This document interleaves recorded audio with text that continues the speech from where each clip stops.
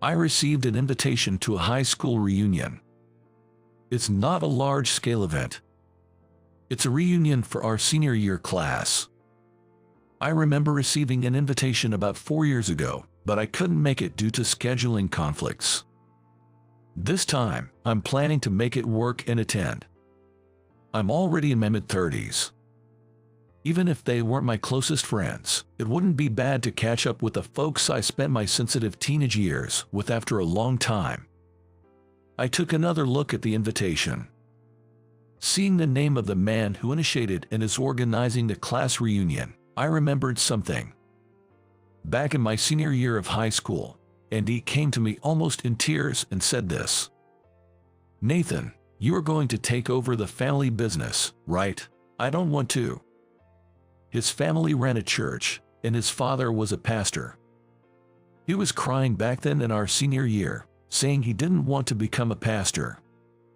But it seems he ended up taking over the church after all. He must have become a respectable pastor after taking over from his father. Now I have one more reason to look forward to the reunion. Since I've already gone into detail, I might as well mention that I too took over my father's work. My dad is a family doctor.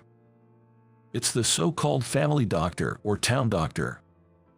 It's been almost 5 years since I joined my father's practice after working at a university hospital. My father is still actively continuing as the head of the practice. Old-time patients have always referred to my father as Dr. Senior Thompson and to me as Dr. Junior Thompson. About 30 people attended the reunion. Some had changed so much that I couldn't immediately recognize them, while others looked just as they did back in the day. Among them, Elizabeth caught my eye. In high school, she had a mature aura, yet when she laughed, her dimples made her the adorable Madonna of our class. Now, she seemed even more charming, possessing a youthfulness that could pass for someone in their 20s. "Nathan, it's been so long. I've wanted to see you." She initiated the conversation. Her saying she wanted to see me made my heart skip a beat. Seeing her smile directed at me gave me a jolt of excitement. It's an honor to be remembered, you know. We weren't that close in high school. She was popular with both boys and girls, a high flyer out of my reach. To her, I was probably just one of the many plain, unremarkable classmates. Though she might not remember, there's one unforgettable rainy day memory I have of her. Still, seeing her after so many years and being told she wanted to meet is perplexing. Even now, I'm just a plain, unremarkable local doctor on the surface. At the reunion, she was very popular, quickly surrounded by classmates happy to reunite. "Are you married yet?" "I'm still single." I heard someone say that. Realizing she might also be single, I stood there feeling somewhat pleased, but as more people joined the conversation, I found myself pushed out of the circle. It seemed like talking to her wasn't going to happen. So, I made up an excuse about wanting to hear some priest stories from the organizer and was about to leave the scene. Just then, she grabbed my arm and stopped me from leaving. "Nathan, it doesn't look like we'll have much time to talk today. Can we meet up soon? Just the two of us." "Just the two of us, I mean, sure." We hurriedly exchanged phone numbers. "I'll call you then," she said with a bright smile and returned to the lively group. I watched her, dazed. Being asked to meet up, just the two of us, left me bewildered. Yet, the invitation from the Madonna of my past left me in a dreamlike state. The next day, she got in contact with me right away. She mentioned she wanted to invite me to a sushi place she frequents. By invitation, she meant she would cover the costs. That would be imposing on you. Of course, I tried to decline. "It's no imposition, please, let me," she insisted with a sweet voice. "What's going on?" I couldn't help but be cautious about such a generous offer. There's no such thing as a free lunch. I hadn't asked about her current job, but for all I knew, she could be in some kind of weird sales job, selling ridiculously expensive down quilts or something. "Nathan, you're a doctor, right?" "Yes, that's right." "I want to hear about it, so it's settled, right?" Whether she sensed my wariness or not, she pressed on with that sweet voice. "What kind of stories are you interested in?" When I asked again, puzzled, she said in a voice that was half teasing, half endearing, "That's for us to discuss when we meet." Zing. My heart was struck. It's uncertain whether it's true or not, but one often hears stories about men and women reuniting at reunions and sparks flying, leading to an unexpected romance. In that regard, there's no problem for me as I'm single and have no significant other. She said she wasn't married either. With these thoughts and filled with anticipation, I happily made my way to the sushi restaurant we agreed on. It had a modern design, resembling an upscale bar. Upon giving my name, I was escorted to a private room. She was already there, waiting for me. "Thank you for coming all this way today," she said, formally greeting me. Something about her demeanor felt off. "You must be busy, being a doctor and all." "Well, somewhat, yeah." She watched me sit down with a smile on her face. But her smile seemed more like a professional courtesy, somewhat distant. "Something feels off," I thought to myself. She rapidly fired questions at me, feeling increasingly uneasy about the clinic hours, days off, and my usual routine, among other daily activities. Indeed, she had mentioned over the phone that she wanted to hear about my life as a doctor. It didn't seem like she was trying to sell me a luxury down quilts, but still. "What's this about? Are you researching the lifestyle of a town doctor like me?" When I couldn't hold back and asked, she seemed to freeze up, tensing all over. "Is something wrong?" As I spoke, she slapped her forehead with the palm of her right hand. Then, she hastily pulled a business card from her bag, readjusted herself in her seat with a rustle, and presented the card to me with both hands. "I'm so sorry. I mistakenly thought I had already introduced myself at the reunion." I took her business card and glanced at it. She was a talent manager at an entertainment agency. She explained the situation with an apologetic tone. She managed a male talent in his late 20s. "He's got good looks and a nice personality. Kind of reminds me of you, Nathan." She flattered me as she began her story. The male talent wanted to focus mainly on acting in the entertainment industry. However, he had not been fortunate with the roles he received and had been somewhat lacking as an actor. Then, suddenly, he landed a leading role in a television drama. The role is of a young, handsome town doctor. That's why you were the first person who came to my mind. More compliment. In short, she wanted to conduct research for the talent's role preparation, and just then, the invitation to our class reunion arrived.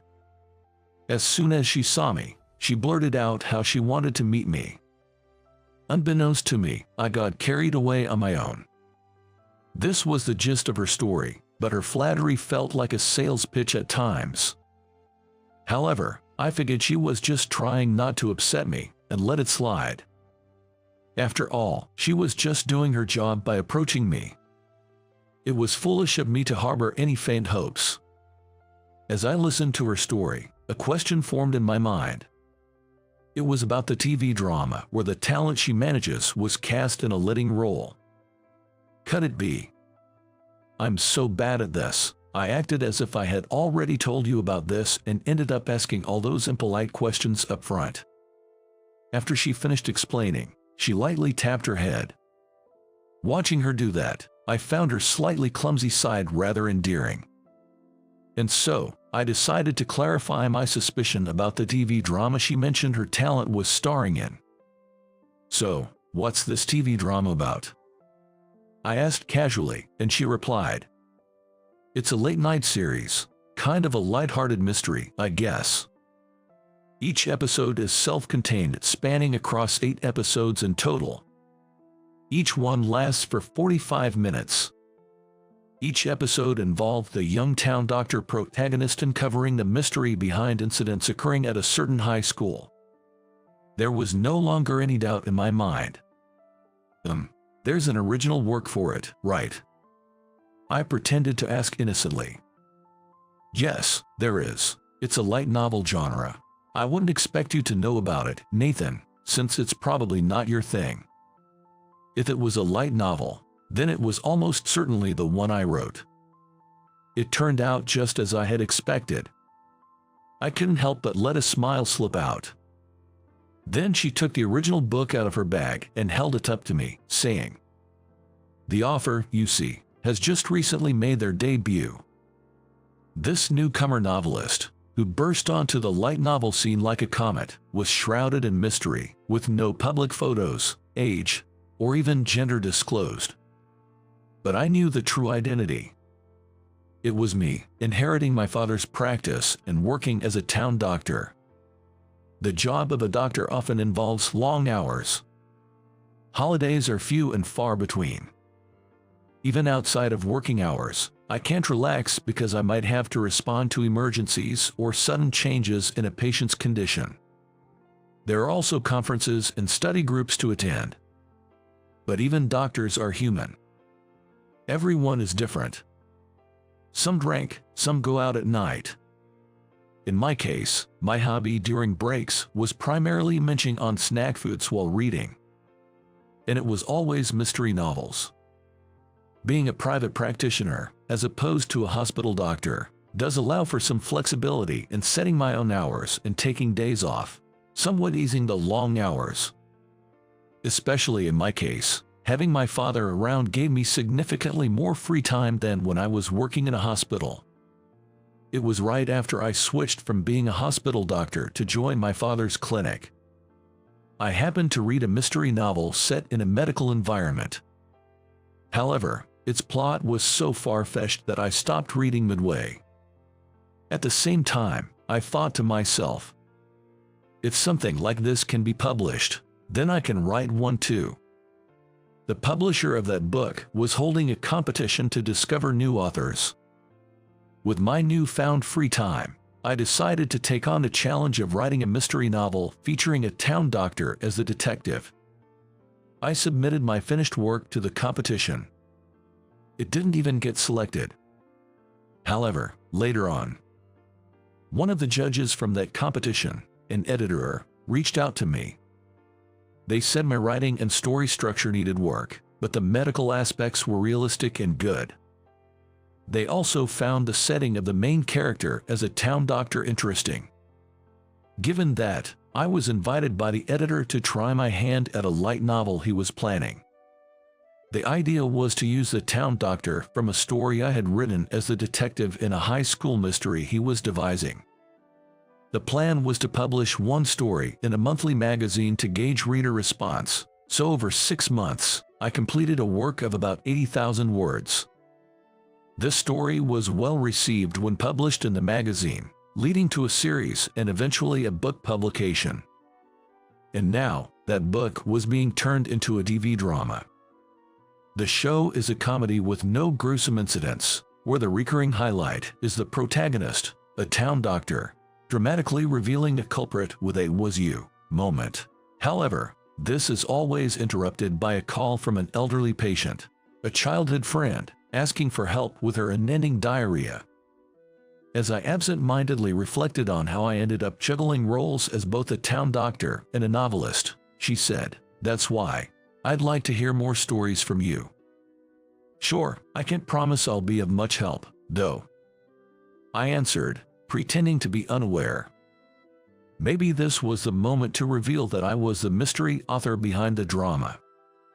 However, I had kept the identity of the author hidden from the public and had missed the timing to reveal it in the conversation. Moreover, compared to the renowned author Mr. Thompson, she should find it easier to reach out to the town doctor, who was her high school classmate. Who knows, with these meetings, trust might grow and turn into something more, right? I calmed my racing heart. I'm a doctor, after all. It's not uncommon for novels and comics to be adapted into movies or TV shows. Of course, the author's consent is necessary for such adaptations. The publishing company approached me about the drama adaptation. I was also shown a project proposal for the drama. In my book, I set the historical background to the time when I was in high school, but now it's been updated to the present. New elements, not found in the original, such as a young female teacher, have been introduced to add a romantic storyline with the protagonist, a town doctor. These were among the suggested changes. Whether novelists or manga artists, creators often have a deep attachment to their work and a unique worldview. That's why I've heard that some authors can be quite vocal and demanding when it comes to adaptations. However, being a newcomer, I believed that printed words and visuals are inherently different. So, as long as the drama didn't completely deviate from the essence of my book, I was open to letting them do as they pleased. The drama script was sent to me, but I merely skimmed through it without giving it much thought.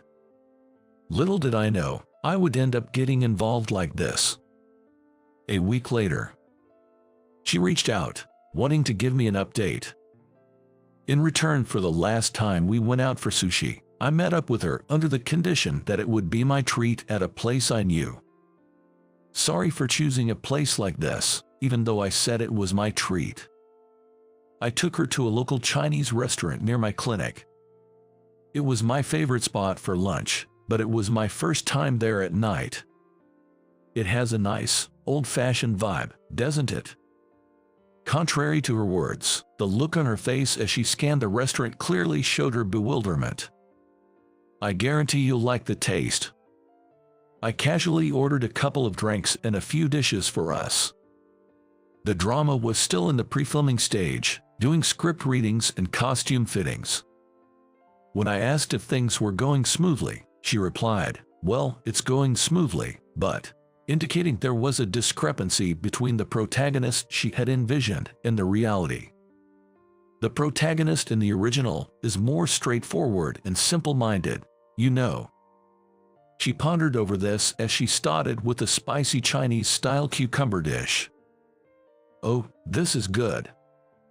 She then reached for the bamboo shoots and roast pork on the table, repeating her praises with each bite. That part wasn't really changed in the script, was it? At my words, she looked up, puzzled. I let it slip. Now it's obvious that I've been reading the script.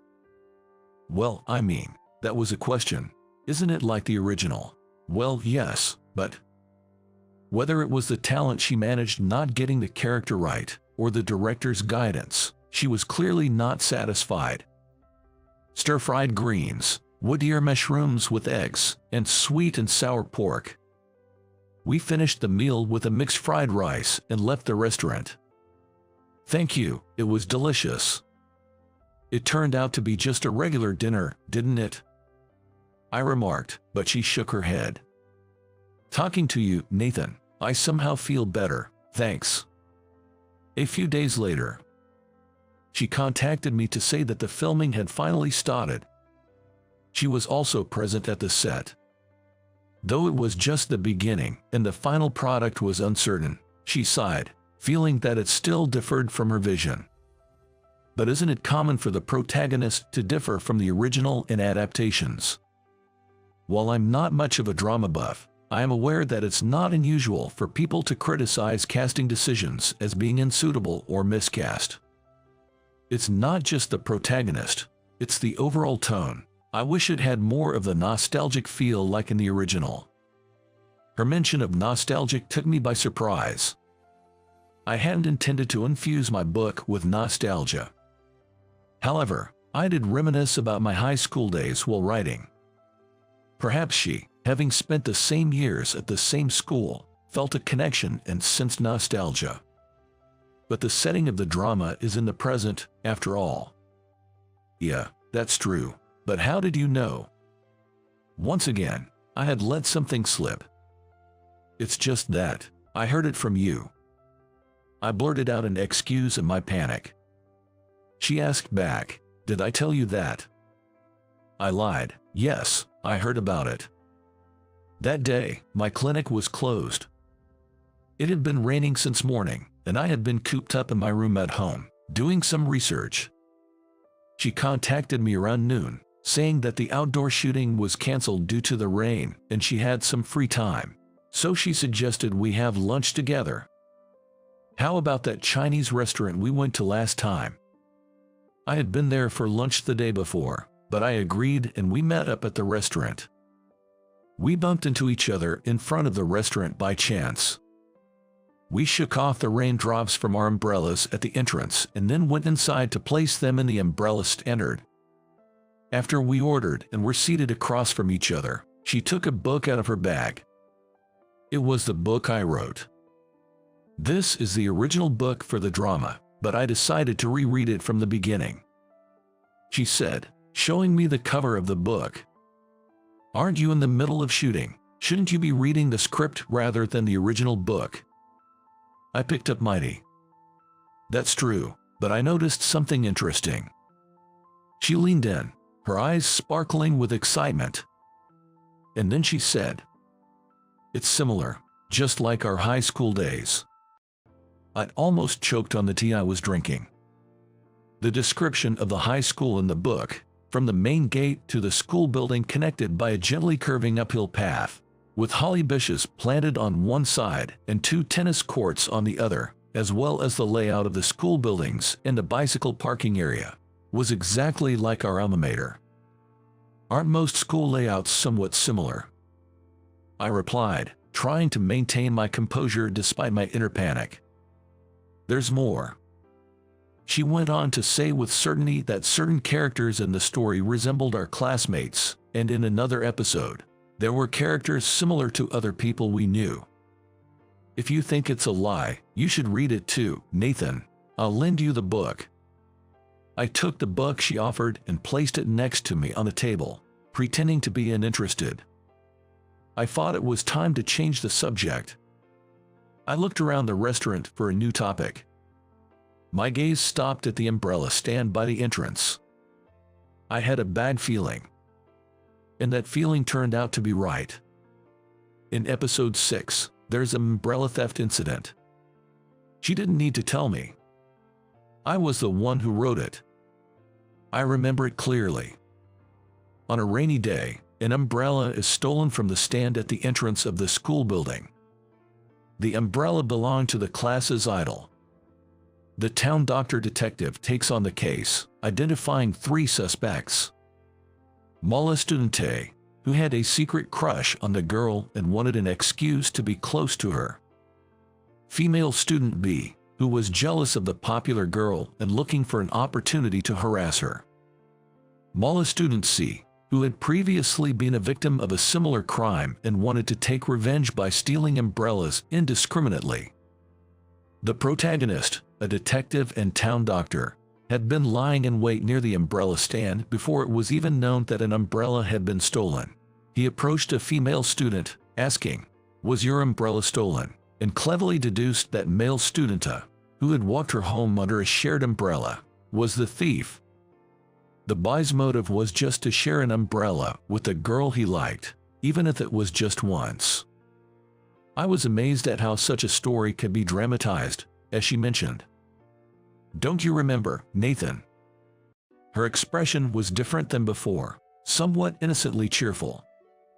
"Back in high school, it wasn't that my umbrella was stolen, I just forgot to bring one despite the evening rain forecast." I thought she wouldn't remember, but she did recall that rainy day, unforgettable to me. I got held up doing something and ended up staying late. By then, everyone else from class had gone home, and it just so happened that only you were still around. I had fallen asleep in the library. When I woke up and went downstairs to leave, I found her stranded, unable to go home, staring at the pouring rain. I took my umbrella from the stand and offered to share it with her, who seemed at a loss. "Is it okay?" she asked. And so, she and I shared an umbrella. Of course, this situation is entirely different from this book, But the description of the two of us sharing an umbrella, she said, peeking into my face. With a faint smile, she seemed to say with her eyes that she saw right through me. I admitted defeat. I give up, I give up. Yes, it's me. I'm indeed the author behind this book. I knew it. From that day on, we stayed in touch frequently, regardless of her work, and found time to meet whenever we could. You often hear stories about men and women reuniting at reunions and suddenly falling into a forbidden love. I always wondered if those stories were true or not, but it seems they might not be entirely unfounded. Though, in our case, it wasn't a forbidden but a rightful love. We need to buy a bigger one, don't we? I said, pulling her closer by the shoulder. This umbrella was too small for the two of us to fit under. I'll go talk to my brother, so you go buy me a coffee in the meantime. Understood. A man named Gary, who was in the midst of an affair with my wife Nancy at our house, claimed he was a mafia. I was taken to Gary's gang and, as ordered by Gary, I ran to buy coffee. However, as soon as I handed over the coffee, Gary's face twisted in anger. You think you can get into our gang with this cheap coffee? Don't underestimate the Hawthorne gang, old man. I'm sorry, I'm sorry. As I apologized, Gary threw it at me. Hearing Gary's loud voice, the gang members came out to see what was happening. As soon as they saw my face, they turned pale and started apologizing to me. I'm really sorry, big brother. Our idiot has made a terrible mistake. Gary and Nancy were dumbfounded by the situation, not understanding what was happening. The executive stared sharply at Gary, who was dumbfounded, and began to explain. My name is Tom. I'm a 43-year-old man who runs a restaurant. Though, my life might not have been called normal up until now. I was told that my father passed away in an accident just after I was born, and I grew up living with just my mother. My mother was an optimistic woman who never lost her smile, always saying, "Things will work out." That life changed when I was in my third year of junior high. During class, I was informed that my mother had collapsed in the street. I rushed to the hospital, but was told she had had a stroke and wouldn't live much longer. Suddenly faced with this, my head went blank, and the doctors and nurses asked me for contact information for any family or relatives, but as far as I knew, there were none. I had been told that my parents eloped and got married after a grand love affair, and there were absolutely no relatives from either side of the family. I ended up alone in the hospital room, watching my mother pass away. With the help of adults around me, I managed to hold a funeral, but I was so overwhelmed that I couldn't even cry, and my consciousness began to fade. Losing my beloved mother, I wondered how I was going to live from then on.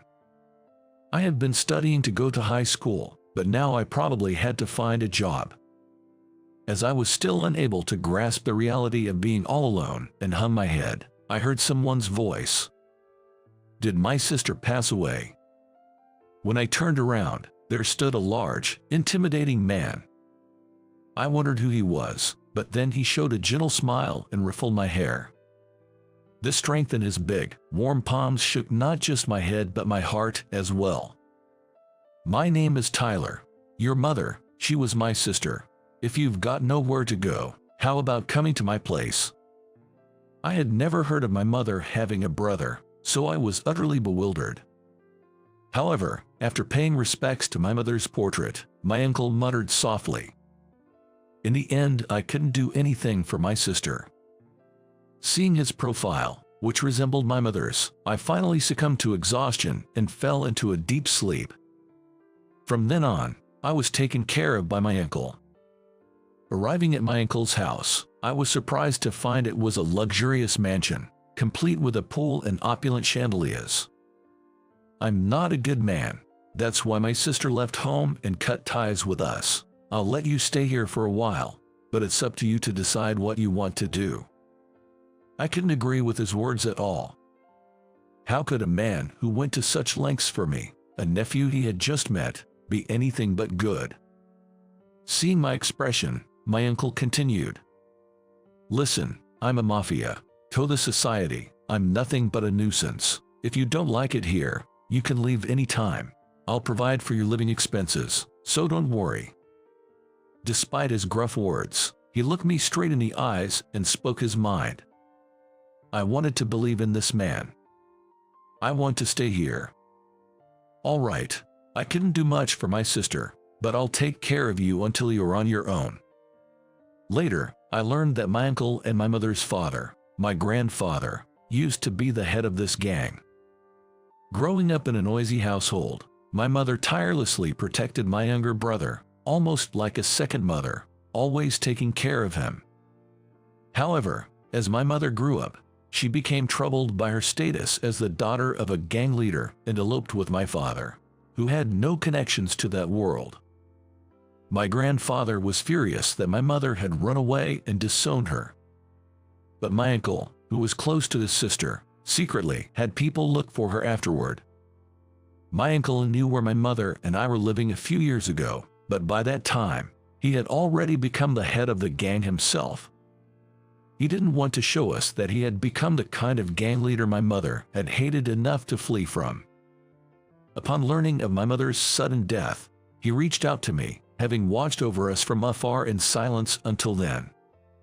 My uncle regretted not being able to speak to my mother in her final moments and made it up to me by treating me well. In return, I took good care of my uncle's son, Tony, who is 10 years younger than me and became like a cousin to me, and I chose to live in the world of the mafia. Tony grew very attached to me and looked up to me as if I were his real brother. However, one day, 10 years after living with my uncle, a conflict arose between the gangs, and as I was out with my uncle, mafia from a rival gang chased after us. While protecting my uncle, I was cornered on the edge of a cliff about 3 meters high. To protect my uncle from the men about to attack us, I instinctively jumped off the cliff holding him. I felt severe pain in my legs the moment we landed, but from the top of the cliff, only the surprised and fearful faces of our pursuers peeked down, and they did not follow us. Thus, I saved my uncle from danger, but my legs suffered critical injuries. Since my uncle is a mafia, we couldn't go to a regular hospital for treatment. I'm sorry. It's my fault. It's not your fault, Uncle. I'm just glad you're safe. In the end, I was left with after effects, and my legs no longer function properly. I have no trouble walking slowly, but standing for long periods or moving over long distances is challenging. Afterward, my uncle entrusted me with a restaurant under the gang's control, saying, "Perhaps my sister was right after all. Tom, from now on, live quietly away from us." Thus, I immersed myself in managing the restaurant, eventually expanding to several outlets. Before I knew it, about 20 years had passed, and I was leading a peaceful life. An incident disrupted my peaceful life. It all started when my wife brought a mafia member into our home. My wife Nancy is 8 years younger than me and was a regular customer who came to my restaurant every day for lunch. Given my leg condition, the restaurant was renovated to be barrier-free, eliminating steps at the entrance and inside. Nancy's first visit was when she was injured, and she was moved by the thoughtful design throughout the restaurant, becoming a fan of our place. Since then, even after her leg healed, Nancy continued to come for meals every day. Naturally, Nancy and I started talking, and I was gradually drawn to her bright and kind personality. Realizing Nancy felt the same way, we dated for 2 years before getting married. I did inform my uncle, but he only said, "As long as Tom is happy, that's all that matters." I wonder if, in my uncle's eyes, I no longer exist since I left the house.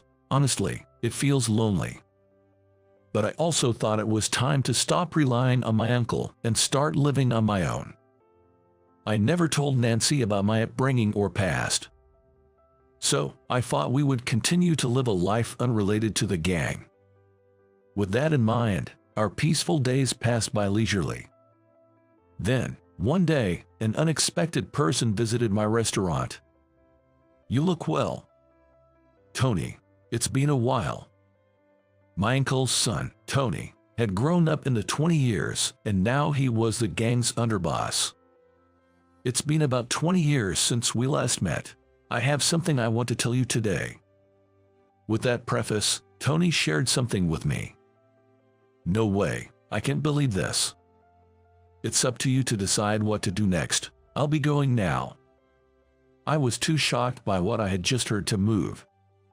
But somehow, I managed to move my unsteady legs and see Tony off. Then, Tony showed a timid expression, like that of a small child. "Even if you think that time will come, it's still scary when it does. If anything happens, contact me immediately, Tony. You're important family to me." As I encouraged him with a pat on the shoulder, Tony regained his cheerfulness and left the restaurant with a bright smile. I was concerned about what Tony had told me, but I was soon faced with an even more pressing issue of my own. Nancy's attitude had gradually become colder. When we first got married, she used to prepare delicious meals every day and wait for me to come home. I was truly happy to be welcomed by her smile. But as half a year, then a year passed, Nancy began to neglect her household duties. Our conversations became perfunctory, and at times, she would ignore me completely when I spoke to her. She would leave meals and laundry undone, withdraw money from my account without permission, dress up flamboyantly like she was still single, and go out at all hours without any regard for day or night. Not knowing when she would return, I tried emailing her, but her address had been changed, and I couldn't reach her. When I tried calling her, it seemed like she had blocked my number. There wasn't even a ring, and we were completely out of touch. Since she would return late at night, our lifestyles became completely misaligned as I had to be up early for work. After living like strangers within our own home for about 3 months, I found staying in our empty, messy house unbearable and started coming home as late as possible.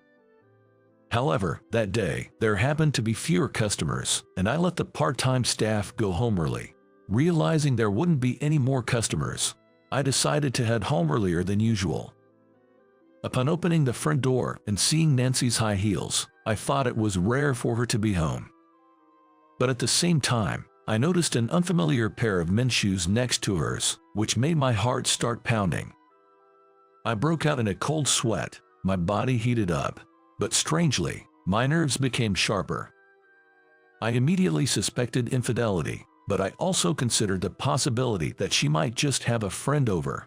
So I decided not to go to the living room and instead headed upstairs to my room. But as I quietly entered the house, I heard Nancy and her companion talking loudly. I thought I married a rich man, but he turned out to be a total dud. But he's a boss, right? Owning several restaurants should be good enough. The person she was talking to was a man, and someone I didn't know. But his restaurants are just in this area, and so mediocre. It's disgusting how he limps when he walks. You are so much younger and prettier than him, Nancy. It's a waste to be with someone like that. Why don't you leave him? To the man's words, Nancy laughed heartily in response. But I hate working for a living now. I want to make my husband work while I have fun and live freely with you, Gary. As Nancy laughed out loud, the man named Gary also joined in with a coarse laugh. But you married him, so you must have liked him at some point, right? Stop joking. I never liked that shabby man. I thought he had money because he owned popular restaurants, so I was just a little nice to him, and he proposed on his own. Hearing Nancy's words, I felt a deep, cold weight in my chest. I had never imagined that Nancy thought of me in such a way, even though we had been together all this time. What a terrible woman. Using your partner's wealth while cheating on him with me. I've been getting bored, so I've been completely ignoring him, waiting for him to bring up breaking up. I'm planning to squeeze as much money out of him as possible for alimony. This was the gist of Nancy and Gary's conversation. In other words, Nancy had planned this from the beginning, marrying me for my wealth. Shocked beyond words, I stood frozen at the entrance, listening to their cheerful conversation. But I couldn't just keep listening forever. Before I knew it, quite some time had passed since I entered the house. Feeling that I needed to settle this, I bravely stepped inside and flung open the living room door. Hey, I need an explanation for this. This scene that unfolded before me was exactly what I had anticipated. Nancy was in the midst of an affair with a man named Gary. Surprised by my sudden appearance, Nancy just kept muttering in shock, "Huh, why are you here? How long have you been home?" While Nancy was visibly shaken, Gary, on the other hand, looked at me with a defiant smirk. Hey, you are supposed to knock before entering, man." With a smug grin plastered on his face, Gary casually moved away from Nancy. Seeing Gary's composed demeanor, Nancy seemed to be influenced by him as well.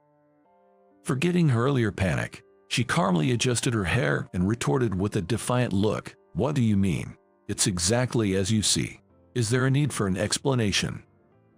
At their attitude, I felt even heavier in my heart. "So, it's true. You never really loved me from the start." "Love? Of course not. Why would someone young and cute like me get close to an old man like you?" She burst out laughing loudly. "Did you really think you were loved all this time? You must have been very happy in your delusion. I just wanted to marry a rich man because I didn't want to work." After saying that, Nancy deliberately snuggled up to Gary. "When I was looking for a suitable marriage partner, I found you, who looked like you could be easily deceived. You own several restaurants, and I thought I could ingratiate myself with you, especially since you have a physical disadvantage. Nancy here says so too. Stop deluding yourself that you were loved. Just pay up quietly and get lost." Interrupted by Gary, I couldn't hold back and retorted, "Why should I be the one to pay? It's obviously for the alimony. Apologize for the mental anguish you've caused by marrying a young and beautiful woman like Nancy." What they were saying was absurd. Nancy, acting as if it didn't concern her, leaned against Gary and twirled her hair. Unable to bear the sight of her, I muttered disdainfully, "The one who suffered mental anguish is me. I'll be the one demanding alimony from you too." "What did you say? Don't you dare talk back to me. I'm a mafia, from the Hawthorne Group, no less. We're a big deal around here." Gary advanced on me, his nostrils flaring with anger. However, I was taken aback by the name he mentioned. "Are you really from the Hawthorne Group?" "You doubt me. Don't mess with me. I am Gary from the Hawthorne Group." Gary glared at me, grinding his teeth and putting force into his words. In the next moment, I pleaded with Gary, "Please, take me to your group." "Huh? You want to join our group?" Gary looked bewildered for a moment, then scoffed irritably. "An old man like you wanting to become a mafia now is just a nuisance. If you're really set on it, you should at least bring some money first." "I'll pay, but first, could you take me to the Hawthorne Group?" By this time, I had completely forgotten about Nancy. Knowing that Gary was a member of the Hawthorne Group, all I could think about was meeting the boss. As I kept insisting, Nancy murmured in disgust, "What's with this guy? So lame." But I couldn't care less about that. I'm not sure how much time passed as I continued to plead. Gary sighed in annoyance. "Fine, follow me right now." Seeing that, Gary took Nancy and me to the car. In the car, Nancy mocked me multiple times. "You're in your 40s and want to become a mafia. You can't even walk properly. How could you be of any use?" But Nancy meant nothing to me now. Thinking simply that I would divorce her once everything was settled, I patiently waited to arrive at the group's location. "We're here. I'll go talk to my brother, so you go buy me a coffee in the meantime." Understood. I left the large gate of the group's compound and quickly went around to buy coffee. Returning to the compound, I met Gary just as he was coming back to the entrance. As soon as I handed him the coffee, his face twisted in anger. "With this cheap coffee, you think you can join a group? Old man, don't underestimate the Hafan group." I'm sorry. As I apologized, Gary threw it at me. Then, perhaps hearing Gary's loud voice, other members of the group came out to see what was happening. "Hey Gary, what's all this commotion? This old man says he wants to join a group now, but he can't even buy a proper coffee, so I was just setting him straight." Hearing Gary's words, the member frowned slightly and looked at me. "You didn't have to make such a fuss. Have I seen you somewhere before?" The member who was scolding Gary peered into my face and started to ponder. Who could it be? Suddenly, the member shouted and turned pale, rushing back inside. He quickly returned, bringing with him a group of executives. They were all tough-looking men, and Nancy, as well as Gary, turned pale, wondering what was happening. "Gentlemen, what brings you all here together? How did you come to meet him?" With that shout, one of the executives grabbed Gary. The other executives turned pale and began to apologize to me. "We're terribly sorry, Big Brother Tom. Our idiot has caused you a great disrespect." "No, it's okay." Seeing me speak to the executives as equals, Gary turned red and started to rant. "It was this old man who asked me. He wanted to join a group, so I just brought him here. This man here, he's a legendary mafia. Without him, the Hafan group would have been long gone." Upon hearing the executive's words, both Gary and Nancy were dumbfounded and couldn't grasp the situation. The executive glared at the bewildered Gary and began to explain. "He, 20 years ago, risked his life to save our boss." This old man did. What do you mean? Finally changing his attitude towards me, I took the opportunity to explain further to Gary. "This is the home I grew up in. I used to be a mafia too. We became mafia after he had already left this house. It's an honor to see your face again after such a long time." The executive then spoke in a lowered voice. "Did you come today to meet the boss, by any chance?" "Yeah, Tony came to see me the other day and explained the situation, but my uncle didn't seem willing to let me in here, so I was in trouble. In fact, I had found out that my uncle had a heart condition and was given only 6 months to live. He was advised to undergo surgery, but the success rate was only 40%. Tony had told me this, and I wanted to see my uncle right away, but Tony shook his head and said that my uncle wanted me to grasp a normal happiness and never to re-enter the mafia life. My father always regretted what happened to you, Tom. He felt sorry and wanted you to live a happy life. Given this background, even if I had approached the group directly, I probably wouldn't have been allowed in due to my uncle's instructions." That's when Gary, who turned out to be an incidental adulterer from the Hafan group, appeared, and I fought to seek his cooperation.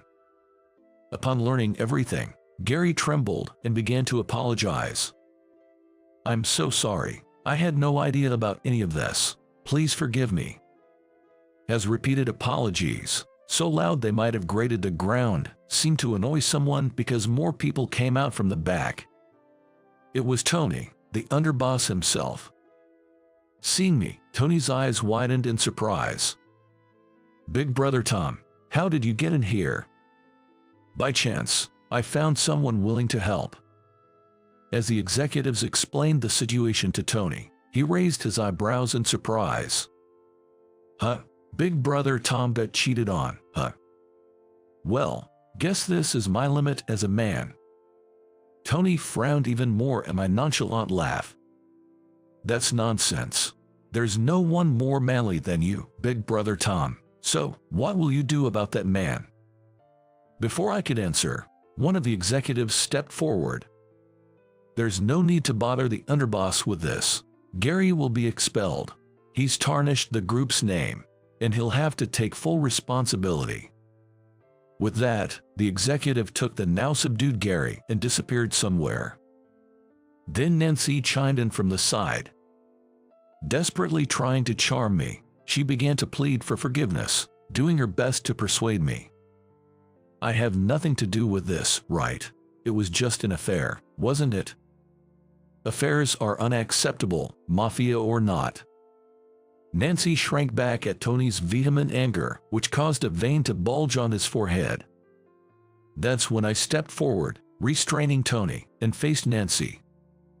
If it was just an affair, maybe I would share some of the blame, but you've been scheming from before we even got married, haven't you? That is. She must have remembered admitting that she married me for my money. Nancy began to sweat and frantically looked around for an escape. But you also hid the fact that you came from a mafia background. That makes us even, doesn't it?